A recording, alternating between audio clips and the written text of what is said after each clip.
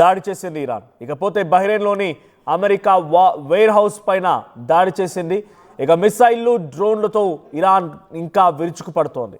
So Qatar పైన 10 ballistic మిసైల్స్ని ప్రయోగించింది. 2 cruise మిసైల్స్ని కూడా దాడి చేసింది ఇరాన్. ఇక బాగ్దాద్ పైన కూడా ఇరాన్ భీకరంగా దాడులు కొనసాగించింది. సో డైరెక్ట్గా ప్రెసిడెంట్ పెజెస్కియాన్ ప్రకటించారు, I'm no more declaring a war against any Gulf countries. I'm not in war with Gulf countries, I'm in war against Israel and America. So I'm extremely sorry for what I have done. So I would not repeat the same once more అన్నట్టుగా ఆయన చెప్పడం జరిగింది. అంటే నేను మళ్ళీ దీన్ని repeat చేయను, నేను గల్ఫ్ దేశాలపైన యుద్ధం కాదు, గల్ఫ్ దేశాల గురించి నేను మాట్లాడడం లేదు అని చెప్పినటువంటి క్షణాల్లోనే ఆయన చెప్పి ఆ ప్రకటన జరిగిన తర్వాతనే వెంటనే మళ్ళీ అటాక్స్ మొదలయ్యాయి. దుబాయ్, బెహ్రాన్, సౌదీ ఈ ప్రాంతాలపై అటాక్స్ కొనసాగుతూ ఉన్నాయి.